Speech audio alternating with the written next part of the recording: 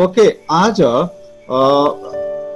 बिहानी तपाईँले मसँगै खोल्नुहोस् त योएलको पुस्तक, पुरानो करार योएल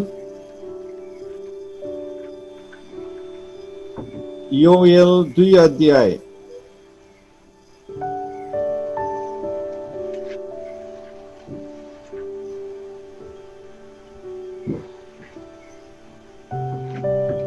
मलाई चाहिएको त एउटा पद हो, तर म यो खण्ड पुरै पढ्छु 12 देखिको यो तलसम्म 17 पदसम्म है, सर पढ्छु समय नभएको कारणले गर्दा।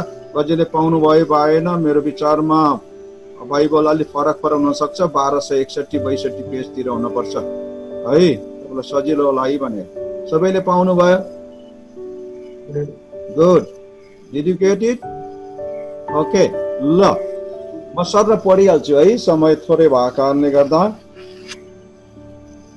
मैले अर्कै तयारी खण्डबाट गरेको थिएँ, तर आराधना गर्दै गर्दा परमेश्वरले मलाई यो खण्डबाट बोल्नको लागि प्रेरणा दिनुभयो, प्रकाश दिनुभयो।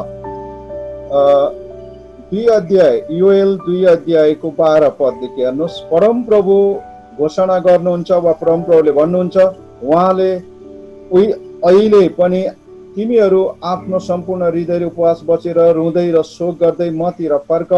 आफ्नो लुगा होइन तर आफ्नो हृदय पटाएर परमप्रभु तिमीहरूका परमेश्वरतिर फर्क, किनकि उहाँ अनुग्रहकारी, दयामा भरपुर, रिस गर्नमा ढिला र प्रेममा भरिपूर्ण हुनुहुन्छ र विपत्ति ल्याउनु हुँदा उहाँ दुखित हुनुहुन्छ।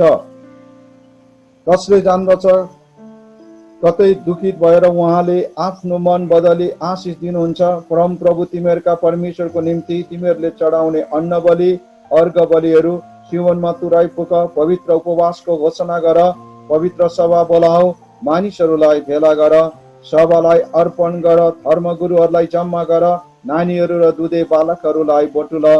दुला आफ्नो कोठाबाट र दुलै आफ्नो भित्री कोठाबाट ननिस्कुन्। परम प्रभुको अघि सेवा गर्ने पुजारीहरू मन्दिरको दलान र वेदीको बीचमा रहन्। तिनीहरूले भनुन्, हे परम प्रभु, आफ्नो प्रजालाई बाँकी राख्नु होस्, आफ्नो उत्तराधिकारीलाई गिल्लाको पात्र हुन र जाति जातिहरूको बीचमा हेलाको शब्द हुन नदिनुहोस्। तिनीहरूका परमेश्वर कहाँ छन् त भनी अविश्वास वा गैर यहुदीहरू, या त अन्य जाति छ, अन्य जातिहरूले किन भन्न पाउन् वा गैर यहुदीहरूले किन भन्न पाउन्। प्रश्न छ। परमेश्वरको वचन पढाइ सुनाइमा आशिष मिलोस्।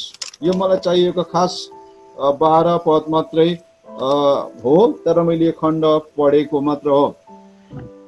धन्यवाद छ। धेरै कथा वस्तुतिर नजाउँ। आज सायद उपवास प्रार्थनामा बस्नु भएको छ, अनि मेरो पनि त्यही नै हो। म पनि हरेक फ्राइडे, शुक्रबार अनि कतिपल्ट उपवास प्रार्थना गर्नु बस्नु एउटा देखाउटी धर्म कर्म गर्ने कुराहरूतिर पनि हुन सक्छ हैन। विभिन्न कुराहरूमा, धार्मिक क्षेत्रहरूमा आफ्नै कुराहरू छन्, तम तरिकाहरू, विश्वासका कुराहरू, प्र्याक्टिसेसका कुराहरू, व्रत बस्ने कुरा, थुप्रै कुराहरू छन्। तर बाइबल धर्मशास्त्रमा पुरानो र नयाँ दुवै करारमा एउटा बेठिक र ठिक प्रकारले, गलत प्रकारले वा सही प्रकारले उपवास बसेको हामी देख्दछौँ, त्यहाँ पाउँछौँ। दुवै प्रकारका मानिसहरूले उपवास बसेका छन्। बाइबल धर्मशास्त्रमा राम्रो अध्ययन गर्दै गर्दा, जस्तै असल खराब प्रकारले कतिपय मानिसहरूले इमान्दारपूर्वक उपवास समेत बसेका छन् भने कतिपय मानिसहरूले देखाउटी प्रकारले पनि उपवास बसेका छन्। तर मलाई हाम्रो सेव समुदाय मण्डली परिवारका विश्वासीहरू यो बिहानी मलाई थाहा छैन, 1 मानो चामल, 1 मानो बुझ्नुहुन्छ, सोलुखुमतिर पहाडतिर त मानो, कुरुवा, पाथी, कतिजना अहिलेका मोडल भाइहरू हुन्छ कहिले बुझ्नुहुन्न भने 1 मानो आधी किलो चामल, 1 छाक चामल पकाउनदेखि जोगाउनको लागि वा केही होला कि मैले सोचेको मात्रै कुरा होइदेला कि र मैले चाहेको मात्रै कुरा हुन पाए हुन्थ्यो भनेर उपवास बसेको हो भने धिक्कार छ। त्यो कसलाई भन्दा पास्टर छिरिङलाई पनि धिक्कार छ, पास्टर योगेन्द्रलाई पनि धिक्कार छ, एनीबडी। त्यो मोटिभ राखेर होइन, साँचो प्रकार। कतिपल्ट तपाईसँग बाइबल नोटबुक र पेन छ नि, म कति बाइबल पदहरू दिन्छु, पछि कतिजनाले अध्ययन गर्न सक्नुहुन्छ है। र यी दुवै साँचो उपवास र देखाउटी प्रकारको उपवास, र प्रभुले भन्नुहुन्छ तिमीहरूको उपवास कुन मनसाय राखेर बस, मलाई थाहा छ। हृदय हेर्नु परम प्रभु हुनुहुन्छ। यो बारे तपाईँले थुप्रै सुन्नु भएको छ। अहिले त युट्युबबाट नि डाउनलोड गरेर युट्युबमा हेर्न सक्नुहुन्छ उपवास प्रार्थना what is fasting and prayer भन्ने विषयमा। तर म किन बस्दैछु भन्ने कुरा, उपवास प्रार्थना के हो, म कसको लागि, किन, के का निम्ति भन्ने कुरा, you must know it, why you want to take fasting, त्यो कुरा चाहिँ थाहा हुन पर्छ। र दुवै उपवासको बारेमा स्पष्टसँग पाउँछौँ। जस्तै उदाहरणको लागि यशाया 58 को 3 देखि 5 पछि पढ्नु होला, त्यो असल खराब त्यहाँको कुरा छ। र मत्ती 6 अध्यायको 16 देखि 18 मा, लुका 18 को 12 मा पाइन्छ त्यो। र अर्को साँचो उपवास मत्ती 4 को 1 देखि 4, लुका 2 को 37, प्रेरित 13 को 2 र 3। मैले भने साँचो उपवास राम्रोसँग अध्ययन गर्नुहुन्छ भने मत्ती 4 को 1 देखि 4, लुका 2 को 37, प्रेरित 13 को 2 र 3 पद, त्यो कुरा हेर्दै जानुभयो भने तपाईले त्यहाँ पाउनुहुन्छ। पुरानो र नयाँ करार, दुवै करारको समयमा उपवास बस्ने एउटा, विशेष गरी पुरानो करारलाई हेर्दा इजरायलीहरूको एउटा सामान्य अभ्यास पनि थियो। प्रभुका जनहरूको उनीहरूले उपवास बस्ने गर्थे आफ्नो धार्मिक उद्देश्यलाई पूरा गर्नको निम्ति। एक निश्चित एउटा निश्चितताको रूपमा उनीहरूले भनौँ न उपवास बस्ने एउटा तरिका हामीले थाहा पाउँछौँ। र उनीहरूले कसरी उपवास बस्थे भन्दा आफ्नो दुःख र वेदनालाई प्रकट गर्नको निम्ति पनि उपवास बस्ने गर्थे। दुःख, कष्ट, वेदना, अहिले हामी कोभिड-19 होइन भाइरसले गर्दा, यो कोरोना भाइरसले गर्दा नेपालमा मात्र होइन, तपाईँलाई मलाई मात्र होइन, सारा संसारमा नै यसले एकदमै आतंक फैलाइरहेको अवस्थामा छ। हामी हिँडिरहेका छौँ, जिरहेका छौँ, के होला भन्ने कुरो जीवनमा प्रश्न छ प्रियजन। त्यसले गर्दाखेरि उपवास प्रार्थना बिना हामीले साँच्चै कुनै पनि काम गर्न अगाडि बढ्न सक्दैनौँ। त्यसले गर्दा हामी होसियारी पनि हुनपर्छ भन्ने कुरालाई पनि यसले देखाउँदछ। त्यसले गर्दा यहाँ उनीहरूले दुःख, कष्ट, वेदना प्रकट गर्नको निम्ति पनि उपवास बस्ने गर्दथे। पहिलो सामुएल 31 अध्यायको 13, पहिलो राजा 21 को 27, नेहेमिया 1 को 4 मा पढियो भनेदेखि नेहेमियाले आँसु डुबाएका थिए, होइन आफ्नो स्वार्थको लागि थिएन, तर इजरायली जातिहरूको लागि। त्यसले गर्दा यो महत्त्वपूर्ण कुरा हामीले बुझ्नुपर्छ। अर्को साँचो पश्चाताप गर्नको निम्ति उपवास किन बस्ने रहेछ? आफ्नो दुःख वेदना परमेश्वरको चरणमा ल्याएर पोख्न र उहाँसँगको सहकार्य निरन्तर हुनको निम्ति, परमेश्वरले चाहेको जस्तो जीवन यापन गर्न वा जिउनको लागि, र साँचो पश्चाताप गर्नुपर्छ, साँचो पश्चाताप हुनपर्छ भन्ने कुरा पहिलो सामुएल 7 अध्यायको 6 पदले बताउँछ। अनि यही योएल 2 को 12 मा अघि हामीले पढ्यौँ, परम प्रभुले घोषणा गर्नुहुन्छ, अहिले पनि तिमीहरू आफ्नो सम्पूर्ण हृदयले उपवास बसेर रुँदै र शोक गर्दै मतिर फर्क। परमेश्वरले आह्वान गर्नुहुन्छ। कतिपल्ट हामीले अरूले उपवास बस्यो, आज उपवास बसेन भने के भन्छ होला जस्तो अरूको लागि देखाउटी क्रिस्चियन जीवन हुनु हुँदैन। हाम्रो परिपक्वता, ख्रिस्टसँगको समर्पणता, ख्रिस्टसँगको नजिकपन हुनको लागि हामी, हाम्रो परिवारमा कतिजना शेर्पा परिवार, यो नेपालमा भएका मानिसहरू, विश्वासमा आएका सबै व्यक्तिहरूको परिवारमा प्रभुलाई चिनेका मानिसहरू छैन। हामी 1 जना 2 जना, कोही मात्रै परिवारका सदस्य सबै हुनुहुन्छ। उनीहरू ख्रिस्टमा आउन सकुन्, उनीहरू बाँच्न सकुन् भनेर हामी परमेश्वरतिर फर्कन पर्दछ। त्यही भएर मैले अघि भने दुःख, कष्टको वेदनालाई एउटा प्रकट गर्नको निम्ति, साँचो पश्चाताप गर्नको निम्ति पनि, र अर्को इमानदारी पूर्वक उपवास प्रार्थना गर्नका निम्ति यहाँ आह्वान पनि गरिएको छ। दोस्रो इतिहास 20 अध्यायको 3 देखि 4 पद पढ्नुभयो, एज्रा 8 को 23 मा हेर्नुभयो भने त्यहाँ बताइएको छ। र अर्को कुरा मैले 1 मा भने आफ्नो दुःख र वेदना प्रकट गर्नको निम्ति, 2 नम्बरमा साँचो पश्चातापको निम्ति, 3 मा इमानदार पूर्वक परमेश्वरसँग नजिक हुन, 4थोमा परमेश्वरको महान योजना र इच्छालाई आफ्नो व्यक्तिगत जीवनमा बुझ्नको निम्ति, परमेश्वरले मलाई किन चुन्नु भयो, परमेश्वरको महान योजना के छ। 21औं शताब्दीमा खान लाउन मोजमजा गर्दा कृपया एउटा पशुले पनि गर्छ प्रियजनहरू।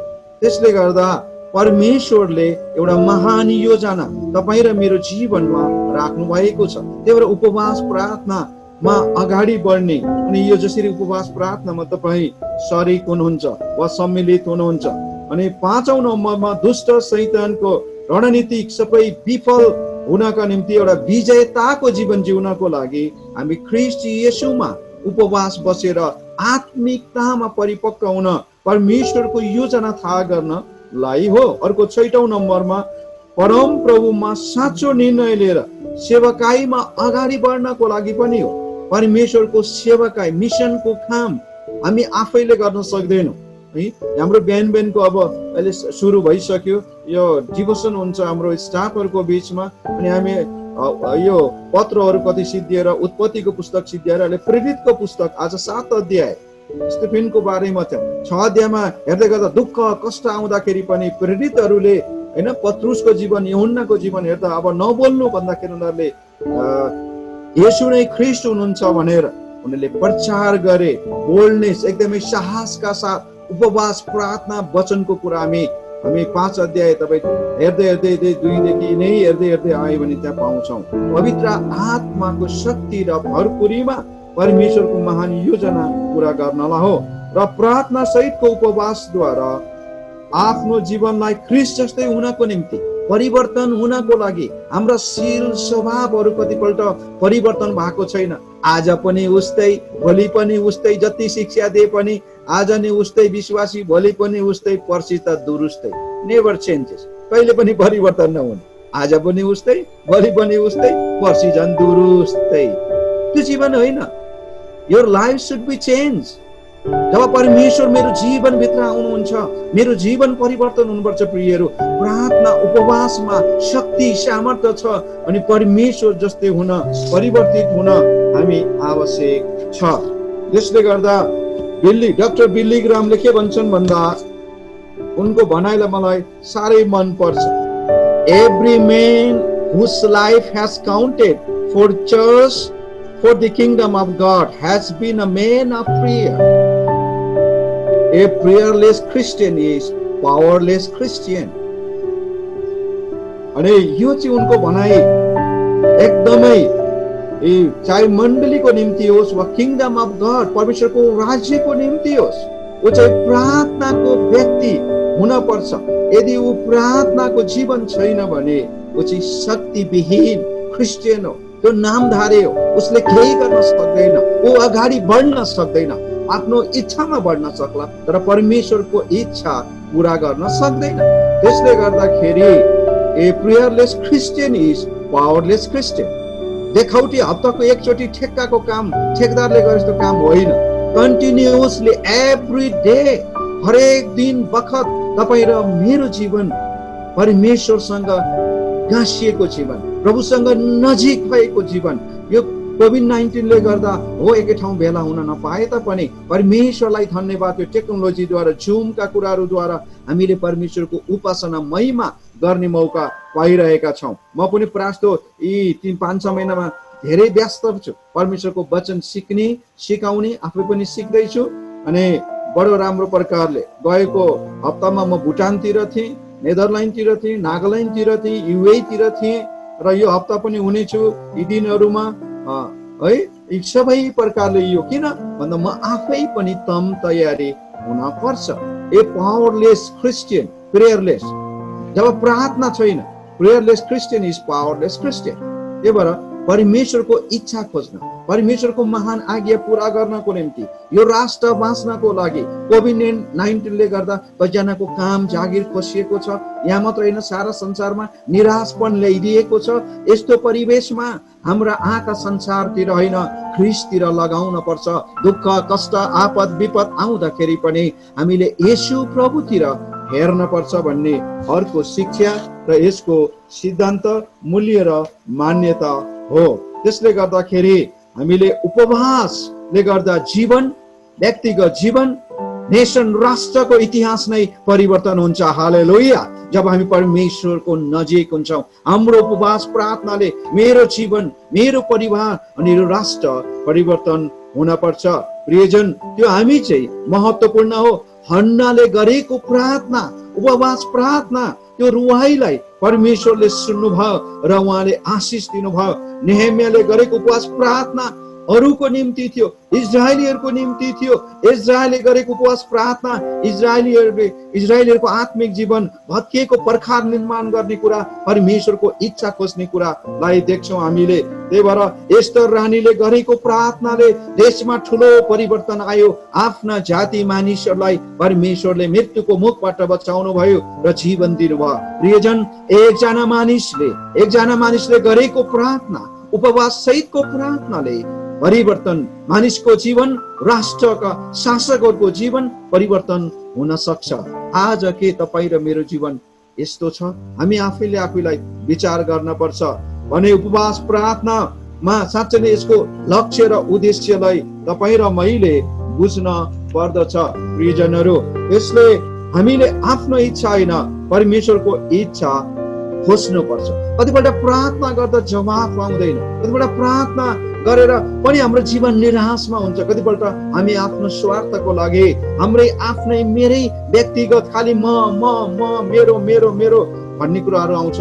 कहिलेकाहीँ हामी अरूको लागि होइन आँसु बगाउँदैन। कतिपल्ट आफ्नो लागि 12-1 बजे राति पनि उठेर धेरैपल्ट आँसु, म आफैले नि त्यसो गरेको छु धेरैपल्ट, धेरै वर्ष अगाडि, कतिपल्ट नबुझेर। तर अब मैले जब अरूको लागि प्रार्थना आँसु बगाउँदछु प्रियजन, अनि आशिष परमेश्वरले मलाई दिनुहुनेछ, राष्ट्रलाई दिनुहुनेछ, देशलाई, यो परिवारलाई। त्यसले गर्दा मण्डली परिवारलाई प्रार्थनामा के हुन पर्छ? म अन्तिममा आइसकेको छु। प्रार्थनामा के हुन पर्छ त?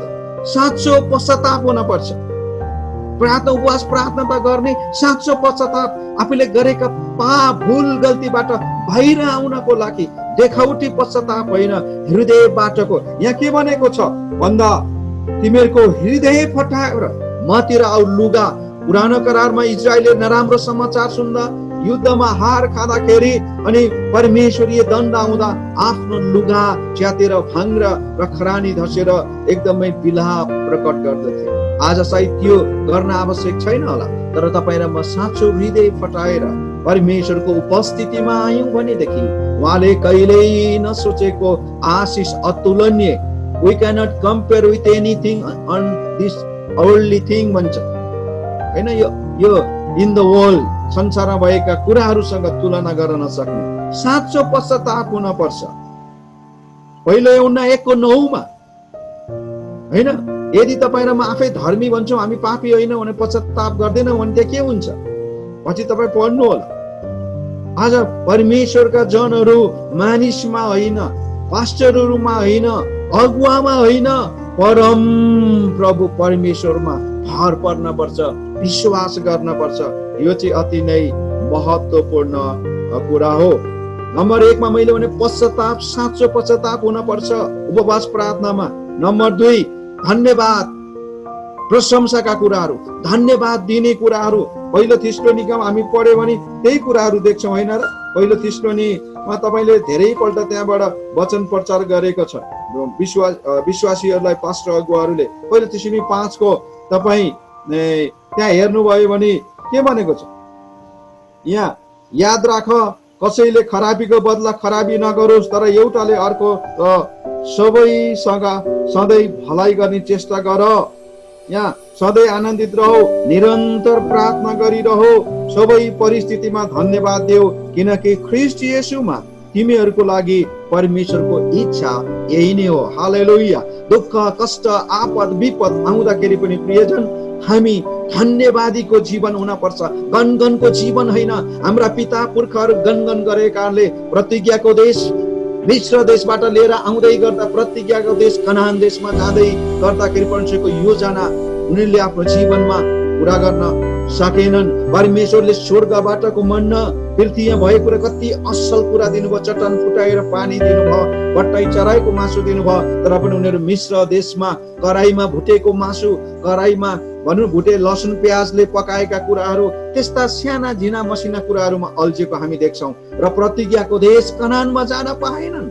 त्यसले गर्दा हाम्रो जीवनमा धेरैपल्ट गनगन हुन्छ, नेपालीपन के हुन्छ भन्दा हैन, दुःख कष्ट आउँदाखेरि हे प्रभु मलाई नै मात्रै किन आएको होला यो दुःख कष्ट भन्ने स्वभाव हुन्छ कि नेपालीहरूको, तपाईँ मेरो हाम्रो क्या स्वभाव नेपालीको।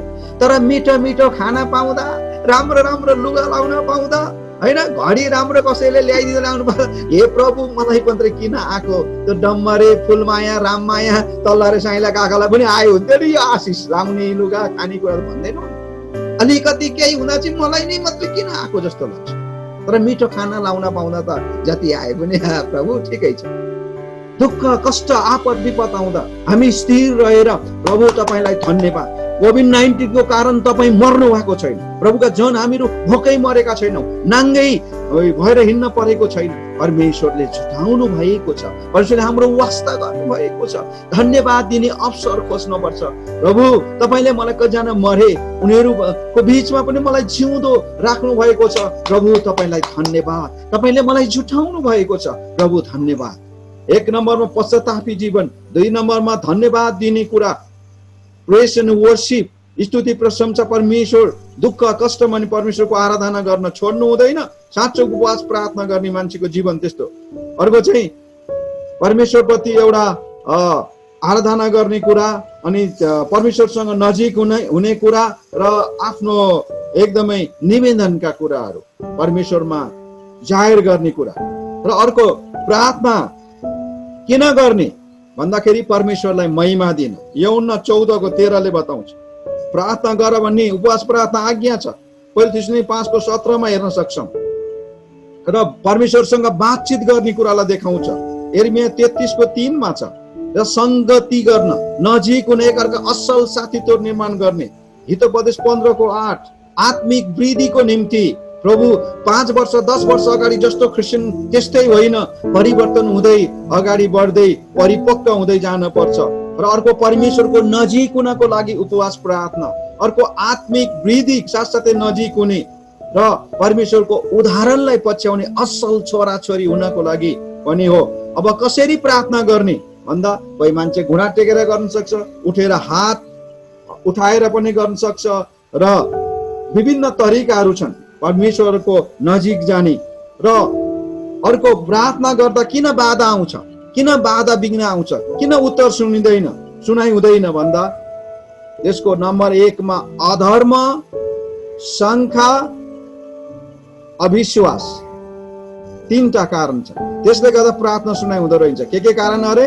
अधर्मको कारण, धर्मी छैन अधर्म, शङ्का गर्ने कुरा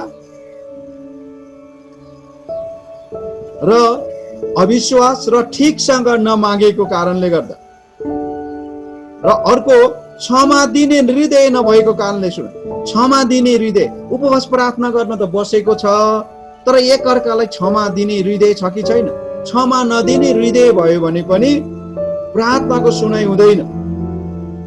त्यसले गर्दा एउटा उदाहरण दिन्छु, म सिद्ध्याइसके।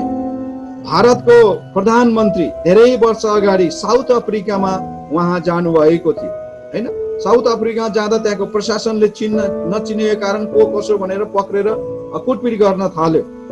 र पछि थाहा भयो उनी चाहिँ एउटा भारतको प्रधानमन्त्री रहेछन् भने पछि थाहा भइसकेपछि ती प्रशासकहरूले उनको खुट्टा पक्रेर प्रहरीहरूले क्षमा मागे र निहुरेर खुट्टा, अनि होइन त्यसो नगर, तपाईले गर्न आवश्यक छैन, मेरो खुट्टा समात्न आवश्यक छैन, किनभने तपाईले यसो गर्नुभन्दा पहिला नै मैले क्षमा दिइसके।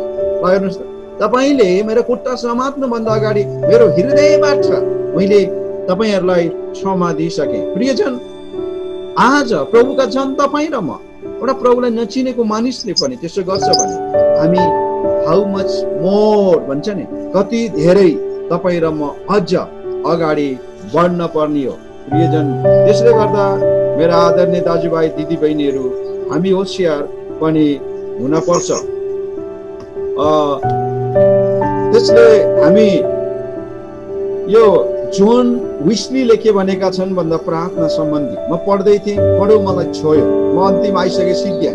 र जोन विस्लीले के भन्छन् भन्दा I have so much to do that I must spend several hours in prayer before I am able to do it. कस्तो राम्रो छ। मैले कुनै काम गर्नुभन्दा पहिला होस् मसँग धेरै काम गर्नु छ, तर त्यो भन्दा बढी मैले धेरै समय आवर्स घण्टाहरू प्रार्थनामा बिताउन आवश्यक छ। तपाईँ म त अहिले फुत्त भन्ने बित्तिकै पुर्लुक्क माथि ट्वाक्क झरेछ पाप खान पाए हुन्थ्यो, त्यस्तो खालको प्रार्थना हुन्छ आर्टिफिसियल प्रकारको। We don't wait upon the Lord, परमेश्वरमाथि भर पर्दैनौँ, पर्खँदैनौँ। त्यसले गर्दाखेरि हामी कसरी अगाडि बढिरहेका छौँ त्यो चाहिँ महत्त्वपूर्ण कुरा हो। Prayer is the Christian business. Luther, he says once like this, as it is the business of tailors to make clothes and clovers to make shoes, so it is the business of Christian to pray. कस्तो राम्रो, आफ्नो business छ यो, व्यापार पैसा कमाउने होइन। प्रभुको राज्य यो देशमा सारा संसारमा फैलिने, प्रभुसँग नजिक हुने हाम्रो यसलाई बिजनेस व्यापार जस्तै तपाईँ र मेरो उपवास प्रार्थना हुन पर्छ, अरूको फाइदाको लागि पनि, मेरो जीवनको फाइदाको लागि। त्यही भएर परमेश्वरले ठुलो योजना तपाईँ र मेरो जीवनमा राख्नु भएको छ। यदि शङ्का, अपराध, अरूलाई क्षमा नदिने हृदय कठोर छ भने परमेश्वरले हाम्रो गरेको प्रार्थना सुन्नुहुन्न। आशिष मैले पाउँदिन, मेरो परिवार र राष्ट्रले म एकजनाको कारणले गर्दा दण्ड आउन सक्छ। त्यसले गर्दा बी केयरफुल। आज तपाईहरुसँग संगति गर्न पाउँदा थुप्रै कुराहरू हुँदाहुँदै पनि तपाईलाई म लास्टमा यही कुरा चुनौती दिन्छु। आज तपाई र म कोभिड-19 ले गर्दाखेरि सायद एउटा उजाड स्थान जस्तै भएर हिँडिरहेको अवस्था छ र याकुबले पनि भन्छन्, दुःख, कष्ट, आपद, विपद आउँदा तिमीहरू परिपक्व हो, विश्वासमा परिपक्व भएर अगाडि बढ भन्ने अर्थ दिन्छन्। याकुब 1:2 देखि 4 पदमा अन्तमा मरुभूमि, यो अहिलेको कोभिड-19 को कारणले गर्दा मरुभूमिको दुःख कष्टको अनुभवले हामीलाई विश्वासमा परिपक्व बनाउँदछ र आत्मिक क्षेत्रमा वृद्धि गराउँछ। हामी निराश हुनु हुँदैन, हामी परिपक्वतामा विश्वासमा बलियो हुँदै अगाडि बढ्नलाई परमेश्वरले तपाईं र मलाई साँच्चै नै आशिष दिनु भएको होस् भनी बिन्ती प्रार्थना प्रभुसँग म गर्नेछु र प्रार्थनाद्वारा दुष्ट शैतान माथि विजय हुन्छौं। त्यो आमोस 7:1 देखि 6 पढ्नु भयो भने अर्को चाहिँ प्रार्थनाद्वारा दुष्ट शैतान हाम्रो जीवनबाट भूत आत्माहरू भाग्छन् भनेर याकुब 4:7 ले पनि बताउँछ। प्रार्थनाद्वारा परमेश्वरले आफ्ना दूतहरू पठाउनुहुन्छ हाम्रो सुरक्षाको लागि। तपाई दोस्रो राजा 6:15 देखि 17 पद पढ्नुभयो, दानियल 10:13 पद पढ्नुभयो भने त्यहाँ उल्लेख गरिएको छ प्रार्थनाद्वारा आश्चर्यको काम परमेश्वरले हाम्रो जीवनबाट गर्नुहुन्छ। यूहन्ना 6:11 देखि तलको पद, त्यसपछि जकरिया 4:6-7 मा पढियो भने प्रार्थनामा शक्ति छ, प्रार्थनाद्वारा जीवन सबै कुरा परिवर्तन हुन्छ।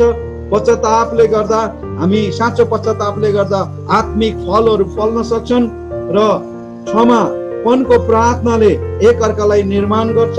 परमेश्वरले हाम्रो जीवनबाट त्यही नै चाहनुहुन्छ। प्रियजन, अन्तमा हाम्रा लुगाहरू होइन, हाम्रो हृदय पटाएर परमेश्वरको नजिक जानलाई परमेश्वरले सद्बुद्धि र ज्ञान दिउन्। प्रार्थना उपवासको उद्देश्य र लक्ष्य बुझेर प्रार्थनामा अगाडि बढ्नुहोस्। आत्मिकतामा परमेश्वरले धेरै आशिष दिउन्। God bless you. जय मसीह। प्रभुले आशिष दिउन्।